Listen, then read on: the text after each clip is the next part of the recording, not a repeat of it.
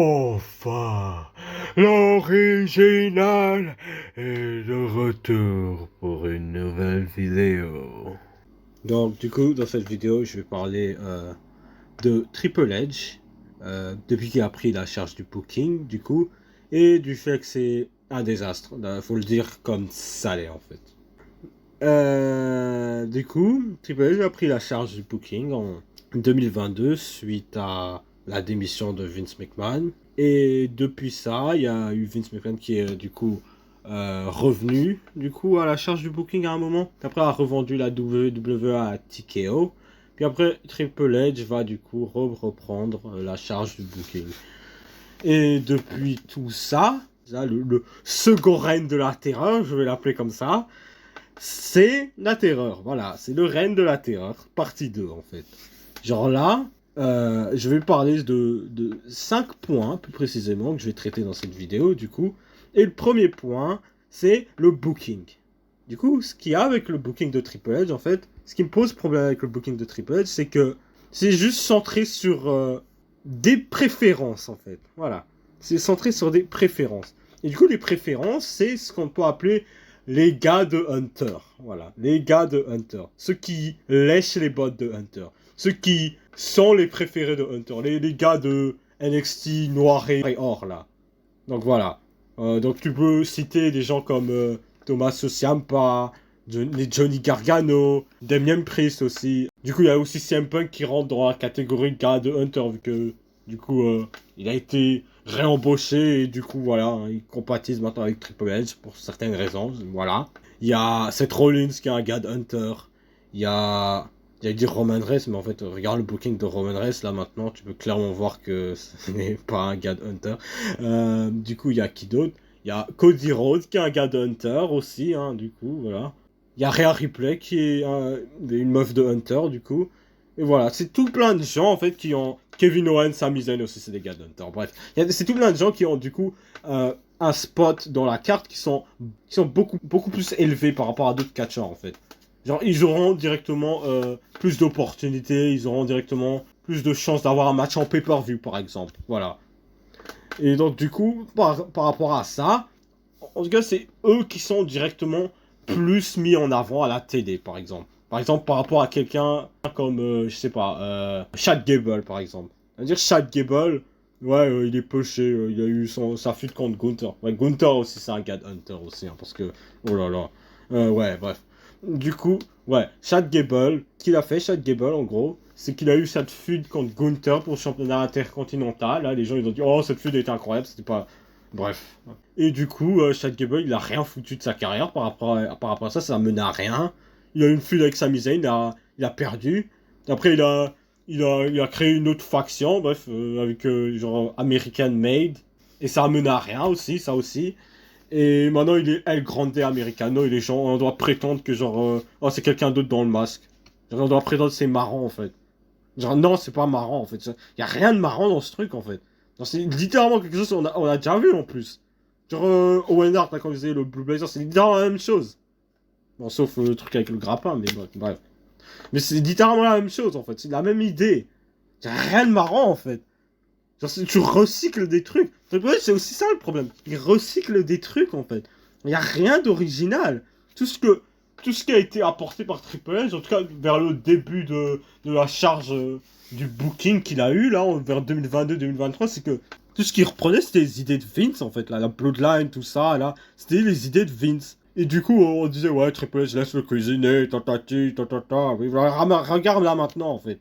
Il y a quoi d'intéressant? Il y a quoi comme storyline intéressante? Il n'y a plus la Bloodline, en fait. La Bloodline, là, c'est genre... Solo Sikoa qui est genre le leader. Il y a Roman Reigns, il est porté disparu, hein, voilà, on s'en fout, en fait. Là, Roman Reigns, là, le gars, c'est bon, en fait. Genre, tu peux le virer, en fait. Genre, il apporte rien dans le show, en fait. Et du coup, il y a rien, en fait. Genre, il a rien amené, en fait. Il y a aucune storyline. Il y a littéralement aucune storyline. C'est-à-dire, Cody Rhodes, John Cena, c'est pas une storyline, ça. Juste John Cena, il a tourné sur Cody Rhodes et on est censé prétendre que ça fait du sens, en fait. Il n'y a aucune storyline. C'est ça le problème avec le booking. Il y a personne aussi dans le booking de Triple H qui est présenté comme une future star. Il n'y a aucune personne qui est présentée comme une future star. Tu vas me dire Braun Breaker. Mais non! Braun Breaker il est pas présenté comme une future star, c'est Laquette Seth Rollins. C'est Laquette Seth Rollins, ce gars il était champion intercontinental 2 fois. Et maintenant il est Laquette Seth Rollins qui est genre Mr. Money in the Bank. Genre au moins, ok, si Seth Rollins était champion du monde, ça ferait du sens. Mais là il a juste gagné la mallette. Il a juste gagné la mallette du Money in the Bank. Genre, ça fait aucun sens en fait. Genre, pourquoi ils sont alignés à Seth Rollins, Bronson Reed et Braun Breaker? Pourquoi ils sont alignés à Seth Rollins? Parce que ouais, c'est un ancien champion du monde. Mais qu'est-ce qu'il a foutu là pendant les, genre les 4 dernières années là? Rien foutu du tout. Le fait que t'as genre la clientèle de Paul Heyman qui n'ajoute rien du tout en fait dans cette stable. Il n'ajoute littéralement rien du tout en fait. C'est juste Paul Heyman, genre tu ajoutes Paul Heyman parce que ouais c'est Paul Heyman en fait. Genre Paul Heyman il répète la même chose. My name is Paul Heyman and I am the advocate. La ferme. Tu rajoutes rien du tout gars. Il dit la même chose, il fait la même promo là, à chaque fois là, et on est censé prétendre que Paul Heyman, genre c'est le meilleur au micro, c'est le meilleur manager. Bref, voilà, ça c'est un autre débat. Et du coup, tout ce booking de merde là en fait, il n'y a aucune star qui a été créée en fait. C'est déjà un point que j'avais parlé dans une autre vidéo, genre il n'y a aucune star qui est créée en fait dans son booking là. Genre il met tellement les mêmes personnes en avant, les God Hunters, il met tous les God Hunters en avant. Et du coup, il n'y a aucune star qui est créée. En fait, ils pensent qu'à mettre les mêmes personnes chaque semaine en avant. Ils mettent toujours là, Cody Rhodes, ils mettent toujours Randy Orton, tout ça là. En avant, ils mettent toujours ces mêmes personnes. Et du coup, il n'y a aucune star qui est créée derrière, en fait. Genre, Cody Rhodes, ils ont passé genre 3 ans à pusher Cody Rhodes dans le main event. Il n'y a personne qui a été pushé extérieurement à Cody Rhodes directement dans le main event. Après, peut-être Jey Uso. Et encore ça, là, Jey Uso, voilà quoi, il a 39, quoi. Et en plus, c'est un gars de Hunter, vu que genre le gars il est over parce qu'il dit yeet. Super. Y a quoi d'intéressant d'autre? Il doit dire Gunther. On s'en fout de Gunther. Tu peux mettre n'importe qui à la place de Gunther en fait. À ce point-là, Gunther, c'est. Genre, il apporte rien. Genre, limite, il retire, limite. Il retire le putain de prestige à ce titre-là qu'il a là. Genre, je sais même pas pourquoi on le met 2 fois champion du monde. Genre, t'aurais pu mettre le titre à Braun Breaker à la place. Bon, bref. Ils mettent toujours les mêmes personnes en avant. Il y a personne qui est présenté comme future star en fait dans le main roster. Personne. Tu vas pas me dire Penta c'est une future star. Le gars il a genre 36. C'est pas une future star. Genre quelqu'un qui a genre dans la vingtaine. Il y a personne. Personne qui est présenté comme une future star.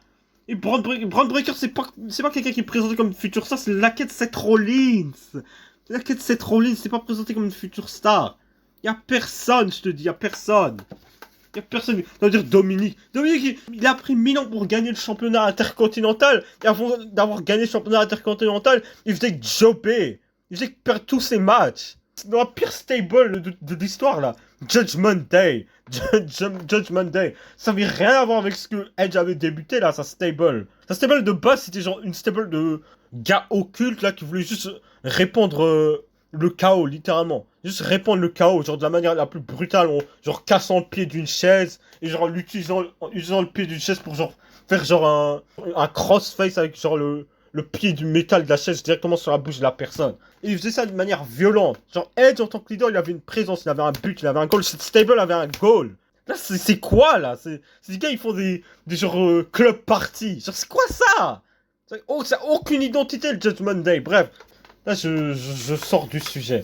Je digresse. Il y a aussi la manière dont ils ont booké les matchs. À chaque fois, les matchs, ils ont une durée genre très longue. En tout cas, les matchs masculins, en tout cas, ils ont une durée très longue. Et genre, le booking, c'est du 50-50 pour aucune raison. Genre, tu vas avoir, par exemple, Ludovic Kaiser. Il va avoir un match comme, je sais pas, contre Braun Breaker. Malgré le fait que, genre, Ludwig Kaiser, il a jamais gagné le moindre match à Raw, il a jamais gagné le match à la télé, il va avoir un match 50-50 contre Braun Breaker. Alors que Braun Breaker, il est genre champion intercontinental, il va avoir un match quand même 50-50. Genre, c'est stupide en fait. Genre, tu dévalues le fait que Braun Breaker il est champion intercontinental. Tu dévalues le fait que Braun Breaker il est genre dans une position beaucoup plus haute que Ludwig Kaiser. Genre, ça aide personne. T'essaies d'aider les deux, mais ça aide aucun des deux en fait. Ludwig Kaiser, on sait tous, il va perdre le match, mais tu fais comme du 50-50 où il y a du suspense à la con, alors qu'on sait tous que Braun Breaker va quand même gagner le match. Ludwig Kaiser, c'est un putain de jobber. Y'a pas besoin de ça. C'est comme si, genre, je sais pas, à l'attitude Era, genre, t'as The Rock qui fait un match 50-50 contre, je sais pas, contre Taka Michinoku. Genre, ça n'a aucun sens. Genre, The Rock, directement, il squash. Ça c'est bon, rock bottom, people Zembo, 1, 2, 3, c'est bon, y a pas de 50-50, genre prendre un bon match. On s'en fout. Ils essaient de présenter là maintenant le catch comme si c'était un sport. C'est pas un sport. C'est un show TV en rapport avec le catch. C'est ça le catch. Logiquement, en tout cas, la manière dont est présenté le catch à la WWE en tout cas. Et là, ils essaient de présenter ça comme un sport. Pour certaines raisons, je ne sais pas. En tout cas, comme AEW, là, ils essayent de genre faire des matchs 5 étoiles. Alors que, genre, on sait tous, un match 5 étoiles ne va pas amener l'audience plus haut, en fait. Le match en soi ne va pas être suffisant pour amener l'audience, en fait. C'est pas un match de catch qui va attirer l'audience. C'est ce que tu amènes pour rendre ce match intéressant qui va amener l'audience. Les storylines, tout ça, les personnages. Il y a personne qui a de personnalité dans ce roster, en fait. Il y a personne qui a de personnalité. Il y a personne qui a de personnage, de gimmick. Genre, tu t'intéresses à personne. Tu vas me dire Gunther. Gunther, il a pas de personnage. Il n'a aucune raison d'être champion du monde, en fait. À part du fait qu'il catch. Il n'y a rien de différent. Il n'y a rien qui différencie Gunther de genre Damien Priest, en fait. Genre, les deux, ils sont juste des gars qui catch, en fait. Il n'y a rien qui les différencie. Tu vas me dire, ils sont présentés d'une manière différente. Ok, ils sont présentés d'une manière différente. Mais ils n'ont pas de personnalité. Genre, si tu les mets genre dans une situation différente, genre tu les mets genre le truc de The Rock qui vend son âme, genre tu crois vraiment que genre Gunther et Damien Priest vont réagir d'une manière genre excitante. Genre c'est pour ça qu'il faut des gimmicks avec genre certains catcheurs. Même pas certains catcheurs, la majorité des catcheurs n'ont pas de gimmicks, ils n'ont pas de personnalité. Ils n'ont pas de personnage bâti en fait. Ça, je me plaignais la Tiffany Stratton la dernière fois, en fait. Genre, dans la dernière vidéo, je me disais, Tiffany Stratton, elle a pas de gimmick. Elle a pas de raison d'être championne, en fait, vu qu'elle a pas de gimmick. Genre, tu as juste mis Tiffany Stratton en tant que championne, en fait. Genre, tu l'as juste mis comme ça, championne. Sinon, il n'y a aucune raison de dire, ouais, Tiffany Stratton, elle mérite d'être championne. Juste, elle est une bonne catcheuse. C'est juste une bonne catcheuse, c'est bon. Il n'y a aucune raison que j'ai de voir Tiffany Stratton et d'être intéressé par ce qu'elle fait, en fait, vu qu'elle elle a rien d'intéressant en fait, à part du fait qu'elle catch. Y a rien d'autre. Au moins NXT, genre, l'idée c'était que genre c'était une fille de riche là. Mais là, y a rien en fait. Juste une catcheuse. Juste elle catch. Elle va là-bas, elle catch. Genre, c'est Bianca Belair quoi. Genre, c'est Charlotte Flair en fait. Genre, c'est n'importe quelle meuf en fait. C'est n'importe quelle meuf dans le roster. Voilà. C'est n'importe quelle meuf dans le roster. C'est ça le problème en fait. Genre, tu genre. Je vais pas dire déguise. Genre, il y a des gens, ils sont présentés d'une manière différente que d'autres personnes. Genre, tu vas me dire, ouais, genre, tu mets Rhea Ripley en face de Tiffany Stratton, genre, ok, genre, tu vois, il y a une différence. Mais genre, les deux n'ont pas de personnalité, en fait. Elles n'ont pas de gimmick. Donc, du coup, y a rien qui me rend... Il y a rien qui me donne envie de voir une des deux, genre, avoir une storyline avec une autre personne, en fait. Genre, ils ont pas de gimmick en fait, ils ont pas de manière différente d'interagir d'une autre personne en fait. Ils ont vu que ça va aboutir à la même chose. Et donc du coup je vais aussi, du coup on va venir dans le même point du booking. Donc du coup dans une autre branche, je vais séparer ça du booking. Donc du coup les storylines long terme, là faut arrêter là. Là faut arrêter, j'en ai marre du long terme storytelling, tout ça long terme storytelling. Y a que ça. Genre stop! Un moment stop! Le long terme storytelling là, c'est littéralement juste des shows là où y a rien qui se passe, on doit juste attendre le moment. Genre j'avais vu dans un Media Scrum, en gros il était en mode ouais tatati, genre les choses bien arrivent aux gens qui s'attendent. Non! C'est pas. En gros il dit dans cette phrase, en gros, on doit attendre genre le néant pour avoir quelque chose d'intéressant. Genre on doit juste rester assis, on doit avoir de la médiocrité présentée dans nos yeux, et on doit attendre du coup d'avoir quelque chose d'excitant. Donc c'est quoi ça? Ça n'a aucun sens. Ça n'a aucun sens. C'est une manière de voir les choses, en fait. Genre, en gros, on doit juste regarder des Raw ou des SmackDown qui sont inintéressants, où il n'y a rien qui se passe, pour avoir quelque chose d'intéressant. Et c'est quoi l'idée, genre que tu présentes de la médiocrité à chaque show, on va payer un ticket, genre 47 balles, pour genre avoir la place tout derrière, où tu vois que dalle. Et genre, on est censé genre juste avaler ça et attendre la prochaine chose qui devienne excitante. Il y a personne qui va regarder ça, en fait. Genre, les choses doivent être excitantes de base, en fait. Genre, c'est ça que je déteste le plus, en fait. C'est littéralement ça que je déteste le plus. Genre, en gros, on est dans une manière de voir les choses avec ce long terme storytelling où on doit attendre genre 3 semaines de genre rien du tout, de nada, de show qui n'a aucune importance, où il n'y a rien du tout. Et genre, il y a un gros moment qui arrive, on est censé prétendre que c'est le meilleur truc de tous les temps, et comme ça, c'est incroyable. Genre, on regarde les shows pour attendre le prochain gros moment, en fait. C'est quoi ça? Mais non, c'est pas comme ça que ça marche. Tu dois rendre chaque show intéressant, chaque show capable à être regardé. Genre, l'Attitude Era, c'était des shows qui étaient à chaque fois intéressants, captivants. Genre, il y avait à chaque fois quelque chose qui te donnait envie de regarder le prochain show. Genre là, y a rien. Genre, on a des main events de SmackDown, c'est genre Jacob Fatu contre, je sais pas, genre Jesse Mateo, mais qui en a à foutre? Qui en a à foutre? Genre, c'est jamais des matchs comme ça qui vont emmener des visionneurs lambda à regarder à chaque show de SmackDown, chaque show de Raw. En fait, ils pensent comme ça, ils pensent d'une manière à attirer genre les gens d'internet. C'est ça que je remarque en fait. Ça, c'est pas des gens, genre, le fan de catch moyen tout simplement en fait.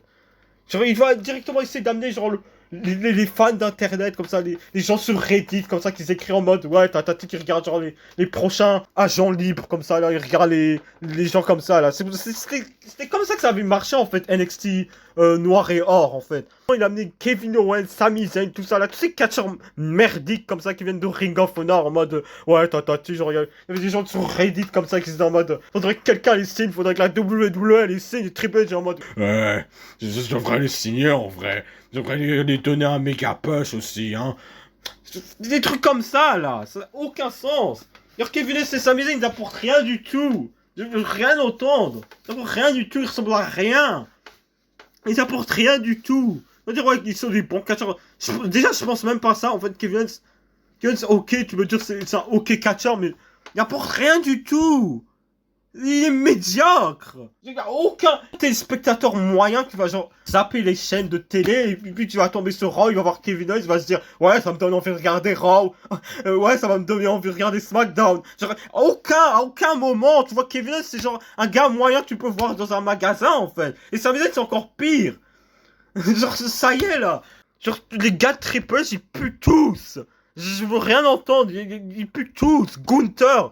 Il n'y a aucun moment où il va amener des nouveaux spectateurs de télé. Il apporte rien dans le show. Il va faire quitter les gens, limite. Du coup, c'est les gens qui push. C'est les gens qui mettent en avant. Ils puent tous la merde, ils apportent rien. Je dis ça parce que les ratings, ils font descendre. Et on a vu SmackDown, ils sont à 1,1 million. C'est terminé, les gars. C'est terminé, là. Le SmackDown, dans 2 ans, ils passeront sur YouTube, là. Ils seront sur Twitch, comme ça, en live. Et aussi du fait de mettre en avant les mêmes personnes, il n'y a rien qui avance pour le reste des gens dans le roster. Qu'est-ce qu'Akira Tozawa a fait en 2 ans? Il a rien fait en 2 ans. Il a rien fait du tout en 2 ans. Qu'est-ce que Karrion Kross a fait en 2 ans? Et il a rien fait du tout en 2 ans. Donc tu veux faire ça pour littéralement presque tous les mid-carders, tous les lower mid-carders, tous les jobbers du roster. Il n'y a rien qui a avancé pour eux en 2 ans. C'est comme ça que tu peux que voir ça là maintenant. Genre à l'Attitude Era, tout le roster était utilisé. Toutes les personnes dans le roster, que ce soit même des jobbers, que ce soit même les lower mid-carders, que ce soit même des mid-carders, tout le monde était utilisé. Il y avait tout le monde qui avançait, il y avait tout le monde qui avait une histoire qui était développée, il y avait tout le monde qui avait un personnage qui évoluait. Là c'est rien du tout, il n'y a aucun avancement. Et pour même être honnête, les main eventers, ils n'ont pas tellement de développement profond ou genre de développement genre développé ou genre c'est des trucs médiocres. Genre Cody Rhodes il a fait quoi? Il a fait quoi? Il a juste eu un règne médiocre. Toutes ces rivalités c'était des rivalités robots, des rivalités de chat GPT. C'est des rivalités genre où il y avait rien qui se passait. Genre il a fallu qu'il y ait une rivalité avec John Cena pour que quelque chose se passe. Genre même ça c'est de la merde. Parce que t'as eu The Rock là, il est venu, il a fait son tac tac pour que John Cena il tourne heel là. Et il n'y a rien qui a été expliqué. Ça a mené à rien du tout ça là. Genre en mode ah John Cena il tourne heel, c'est le meilleur heel turn de tous les temps, n'importe quoi. J'ai vu le truc arriver à 1000 à l'heure. Dès que j'ai vu John Cena tourner heel sur Cody Rhodes, je me suis dit attends, j'en suis sûr à 1000% ça, c'est juste une excuse pour avoir genre Cody Rhodes être acclamé pour le public plus que John Cena. Et au final, t'as quand même eu John Cena plus acclamé que le public que Cody Rhodes. Et il a gagné le titre. Genre, c'est quoi ces bêtises encore là? Non, ils savent même plus ce qu'ils font là en fait. Genre en mode The Rock il a fait faux pas et genre la storyline il savait plus quoi faire. Là. Tu peux quand même trouver quelque chose à faire là. Enfin, juste pas faire la storyline au pire. C'est quoi ça? C'est n'importe quoi, le booking. Ils savent rien. Ils savent même pas ce qu'ils font, là, à ce point. Votre mec, je sais même pas ce qu'il fait. Il était en partie, il a laissé aller, genre, Bobby Lashley de la WWE pour avoir toujours dans le roster Kevin Owens, Sami Zayn. Mais qu'est-ce qui se passe? Je me rappelle le truc de Bronson Reed, là, où il commençait à tabasser tout le monde dans le roster, là, il commençait à tabasser Seth Rollins, Braun Strowman, tout ça. T'aurais pu faire littéralement la même chose avec Bobby Lashley, qui était toujours dans le roster. Genre, il a amené Bronson Reed, il a amené des gens, là, comme ça, qui ont été virés par Vince McMahon parce que ils étaient clairement pas assez bons pour la WWE. Et Triple H il ramène Karrion Kross, il ramène Emma, il ramène Bronson Reed, du coup. Et genre, ils foutent rien du tout, en fait. Ces gars, ils foutent rien du tout. Genre, Karrion Kross, il fout rien du tout. Genre, à ce moment-là, ils veulent juste un paycheck de la compagnie, en fait. Ils foutent rien. Il apporte rien du tout. Même si tu le mettais dans une position de main event, le gars, il va rien foutre, en fait. Genre, il est juste pas bon, en fait. Enfin, il même pas le re-embaucher, en fait, c'est pour faire de la merde. Et genre, même chose pour, genre, cas sûr qu'ils ont re-réembauché, là, les gens, là, comme ça, genre, Emma, tout ça, là. Genre, il a réembauché Emma, et au final, il le revire. Genre, il a réembauché des gens comme ça. J'ai aucune idée de quoi faire avec eux.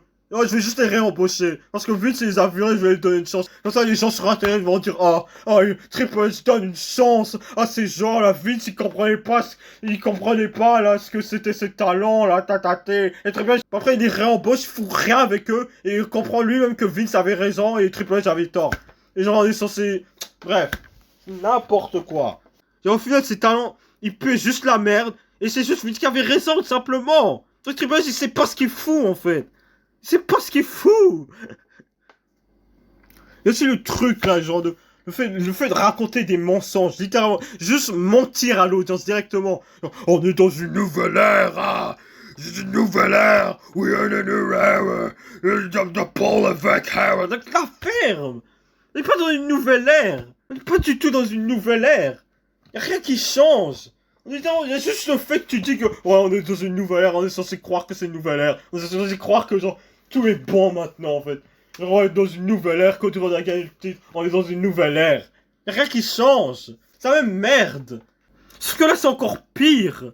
Vu que littéralement, au moins quand Vince était genre dans le booking avec des gens, au moins qu'ils étaient genre présentés comme des futurs stars, il y avait Austin Theory, la Triple H. Genre il prend Austin Theory, il fait cash in le Money in the Bank pour le championnat US. Genre, c'est la pire décision que j'ai jamais vue de ma vie. Genre, non seulement ça détruit Austin Theory, mais ça détruit la crédibilité du Money in the Bank. Genre, t'aurais pas pu penser à une pire décision que faire Austin Theory, genre, encaisser sa mallette pour le championnat des États-Unis. Franchement, quelle idée! Quelle idée, putain! Après, t'as aussi un segment là où il y a Kevin Owens qui dit ouais, il vient comme ça, il confronte Austin Theory en mode comme ça, random, comme ça, un segment comme ça là où il confronte Austin Theory. Ouais.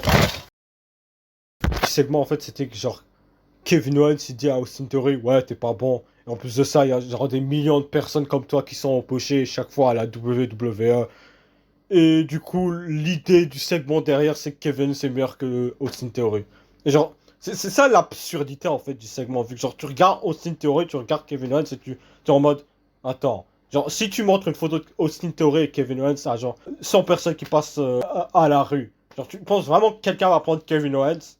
Genre il y a quoi qui rend Kevin Owens mieux qu'Austin Theory? Genre Kevin Owens, il y a rien qui rend ce gars mieux que n'importe qui en fait. Genre c'est juste les gens qu'Internet aime. C'est littéralement les gens qu'Internet aime. Genre Triple H, genre, littéralement comme un idiot, en fait, il est en mode ouais, les gens d'internet aiment bien ça, du coup, moi j'aime bien ça aussi, donc. Bref, c'est un truc stupide, en fait. Ça n'a aucun sens. C'est une mentalité pareille qui fait genre, qui fait enterrer des gens comme Austin Theory. Genre, Austin Theory, il y a quelque chose là. Au moins, il y a quelque chose là, que Vince McMahon ne pochait pas pour rien du tout. Et en plus de ça, genre, on est censé prétendre que genre, Austin Theory aura son moment. Il aura quoi son moment? Il va faire une Cody Rhodes, c'est ça, il aura son moment quand il aura 36 ans, c'est ça? Genre, si tu l'as, genre, dans la vingtaine, comme ça, pourquoi tu perds 10 ans de sa carrière comme ça, à foutre rien du tout, et genre, on est censé prétendre qu'il sera mieux dans 10 ans? Genre, ça sert à quoi de l'avoir là maintenant? Autant tu le vires comme ça, il va à Ring of Honor, il va à TNA, il va à AEW, comme ça, et puis il revient 10 ans plus tard, là, il fait comme Cody Rhodes, puis après, on prétend que c'est un main eventer. Voilà, on prétend qu'il est mieux maintenant. N'importe quoi. C'est la même chose pour Drew McIntyre aussi, là, ils font la même chose. On le vire comme ça, là, en 2014, puis après, il revient, genre, en 2017, comme ça, ou je sais plus quand, là. Et après, on prétend c'est un main eventer. Après, même Drew McIntyre, il a comme dû, genre, aller d'abord à NXT, puis après, il a eu un tag team avec Dolph Ziggler, comme ça, random. Après, bon, voilà. D'un coup, en 2020, on s'est dit, ouais, vas-y, on met dans le main event. Et bref, voilà. Là, Cody Rhodes, là, c'est le pire. Mais bref, là, je sors du sujet. Du coup, aussi, le problème que j'ai, maintenant, là, avec Triple H, c'est sa surexposition. Sur ce jeu, c'est abusé. Je suis pas en mode, ouais, tatati, il est là. Genre, le gars, il se met partout. Il est obligé de se mettre partout. Genre, le gars, il a un ego, mais c'est abusé. Mais c'est abusé. À chaque fois que, genre, un catcheur, il gagne un titre, comme ça, il doit faire la photo en mode, il pose comme ça avec le titre et il pointe le catcheur du doigt. Genre, ça c'est bon, ça y est, là. Ramène pas tout à toi, en fait. Stop. Oh, ça y est. Genre, il fait genre des apparitions aléatoires comme ça dans les pay-per-view en mode Oh, you ready? Genre, la ferme, genre, ça y est. Genre, y a aucune raison pour lui d'être là. Genre, à part s'il est genre un personnage récurrent du show. Et ça n'est pas le cas. Genre, c'est juste Paul Lévesque. Genre, c'est juste lui-même en fait. Genre, je viens juste là. Enfin, c'est même pas un personnage récurrent du show. C'est même pas un général manager. Il est même pas présenté comme ça. Genre, y a rien à faire là. Il est dans aucune storyline. Il vient juste là parce qu'il vient là en fait. Il vient juste comme ça. Il commence à s'ajouter dans le show comme ça là. Pour aucune raison. Juste pour alimenter encore plus son ego. Littéralement en fait. Juste pour encore plus alimenter l'ego. Parce qu'en mode, ouais, tatati, je dois m'ajouter dans le show. Parce que je dois montrer le fait que c'est mon air. C'est mon moment. It's my time now. I'm the game. You're not the game. I'm the game. Il vide sa gimmick, en fait. Il vide littéralement de sa gimmick. Là, c'est abusé, là. Et en plus, le pire, c'est que genre, il met son, genre son blast directement à la fin du show. Genre, pourquoi il fait ça? Pourquoi il fait ça? Genre, Vince.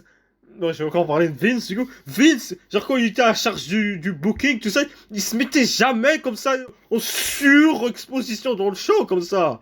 Il se mettait jamais en surexposition dans le show. Avant de dire, genre, une annonce ou un truc comme ça. Genre, sinon, il était jamais directement à chaque fois dans le show. À moins d'être, genre, au moins un personnage dans une storyline. Genre, sinon, il venait pas dans le show de manière aléatoire comme ça, genre, bon, je sais pas, présenter un logo Netflix. Genre, ça y est, là. Genre, ah bon, faut arrêter, là. Triple H, faut arrêter le forcing, là. Genre, il a aucune raison de se mettre autant en avant dans le show. Limite, il se met plus en avant que certaines superstars qui push. Genre, le gars, il a aucune raison. C'est pas un catch, c'est plus un catcheur. C'est plus un catcheur. Pourquoi il est là? Qu'est-ce qu'il fout là? C'est pas dans une storyline, tu apportes rien, mais t'as rien à foutre là, en fait, simplement. C'est que sur NXT, là, comme ça, il met Are you ready? La ferme! C'est bon, là. Rien à faire là. Viens de juste dans les réunions de Raw, dans les anniversaires spéciaux Raw, comme ça, 30e anniversaire de Raw, casse pas la tête. Arrête de mettre ton blast à la fin du show, là, comme ça, là, juste pour avoir le mérite de ton travail, comme ça, genre pour que les gens sur internet, genre sur Reddit, ils disent Ah, Triple H cuisine, ah, Triple H concocte. La ferme. La ferme, elle est froide, ça fait 3 ans. Ça y est, là, un moment. C'est littéralement mettre en avant son gros ego. Je me rappelle littéralement là quand il était encore catcheur actif là vers 2017 tout ça là, tous ces catcheurs là, de NXT genre noir et or là, comme ça ils commencent à avoir des kiffs comme ça en live event, ils commencent à avoir des matchs contre genre je sais pas contre Bobby Roode et Nakamura comme ça là. Je me rappelle le truc là de le Survivor Series comme ça là de 2017. Je me rappelle littéralement ça montre à quel point l'ego de Triple H il est abusé. Ça montre littéralement à quel point son ego il est abusé. Ça montre aussi à quel point l'ego de Shane est abusé. Mais surtout Triple H. C'est comme ça, il a des kiffs comme ça, il commence à faire des face-off face à Bobby Roode. Pour aucune raison. Pourquoi? Comme ça. Ces stars là, comme ça, de NXT Warrior. Commence à avoir des face-off, des kiffs comme ça là. Commence à avoir des matchs Nakamura, Triple H. Pas personne qui a envie de voir ça. Ça y est là. C'est bon, on a compris. C'était chouchou de NXT noir et or. Arrête un moment. Ça y est. D'ailleurs, NXT Noir Error, ça n'a jamais été bon. Je sais pas pourquoi les gens pensaient que ça a été bon. Ça n'a jamais été bon, ce truc. C'est juste des catcheurs indie. C'est des catcheurs genre du circuit indépendant comme ça, genre t'as Aleister Black, t'as Keith Lee, tout ça là. Tous ces catcheurs ils ont amené à rien dans le main roster, ils ont apporté à rien dans le main roster. Tous ces catcheurs ils sont venus comme ça dans le main roster, il y a Vince qui il les a vus, il les a dit bon je vais les donner une chance. Et ils ont apporté à rien du tout, il les a dit c'est bon, vous cassez de là, vous apportez à rien, vous êtes la merde. Comme ça. Et après Triple H les re-signe comme ça, ils aboutissent toujours à rien. Parce qu'il pue la merde. Parce que Vince avait raison du départ en fait. Les gens ils pensent que Triple H il est mieux que Vince. Non il l'est pas. Non il l'est pas. Il n'est pas du tout mieux que Vince. Genre, les gens ils disent Vince il savait pas ce qu'il faisait en 2020. Il n'y a pas pire. Je pense pas qu'il y a pire là maintenant que Vince à n'importe quel moment il était à la charge de booking. Il n'y a pas pire. Là c'est la pire. C'est la pire ère de. C'est la pire ère du catch. Les gens ils disent oh c'est la meilleure ère du catch. En quoi? En quoi? Ce matin ils font 1,1 million. Les Netflix ils font 2 millions. 2 millions comptant le fait que genre tous les viewers c'est compté sur toute la semaine. Il y a que 2 millions de personnes qui voient. Ça c'est une vidéo YouTube. C'est une vidéo YouTube que tu laisses pendant une semaine en fait. Ça fait 2 millions. Le catch il est mort là. Ils réalisent pas là. Il y a de moins en moins de personnes qui en ont à foutre du catch. Tout simplement. L'attitude des rats est de retour. L'affaire, mais c'est pas du tout le cas. Il n'y a rien de l'attitude des rats. Genre, les gens ils avaient de la personnalité à l'attitude des rats. Les gens ils avaient des personnages à l'attitude des rats. Les gens étaient intéressants à l'attitude des rats. Là, il n'y a rien de tout ça. C'est en mode, oh, je veux un titre. Oh, je veux ton titre. Je veux ton titre. Donne-moi ton titre. On va se battre. Dégage, c'est pas intéressant. Vous n'avez pas de personnalité, ça m'intéresse pas. Simplement. Genre Cody Rhodes et AJ Styles qui se battent pour un titre, j'en ai rien à foutre, parce que les deux n'ont pas de personnalité. J'aime bien AJ Styles, mais je déteste Cody Rhodes, mais les deux n'ont pas de personnalité simplement. Simple. Putain. C'est pour ça que c'est pas intéressant. Genre tu vas pas hyper un match simplement par la qualité du catch. La qualité du catch. Ça c'est All Elite. Et ils ont abouti à rien aussi. Parce que ils pensent que genre un match de catch qui fait 5 étoiles par Dave Meltzer, ça va les amener des viewers. Et regarde dans quelle merde ils sont. Ils ont réalisé ça en 2023 comme ça et ils ont commencé à faire des trucs bizarres avec Adam Cole, MJF, c'est de la merde en plus de ça. Et maintenant là ils réessayent, maintenant ils réalisent que genre t'as besoin de storytelling pour rendre quelque chose d'intéressant. Et t'as des gens qui reviennent pour voir tes shows en fait. Parce qu'avoir une promotion pour avoir du catch, tu vas juste tomber comme Ring of Honor en fait. Qui Ring of Honor a juste fait leur compagnie sur genre 400 personnes qui viennent dans leur show en fait. Ça n'a jamais été une énorme compagnie. C'est au même niveau que genre Pro Wrestling Gorilla. C'est déjà la même chose. Et moi je vais laisser sur ça du coup. Triple H à la charge du booking, genre c'est bon, j'en ai marre. Hein. Je préfère avoir Vince de retour là. Je rigole même pas, je suis même pas humoriste là à ce moment-là. Je préfère juste avoir Vince de retour là parce que au moins là Vince il y avait genre quelque chose de non prédictable dans le truc. Là tout est poli, tout est non risqué.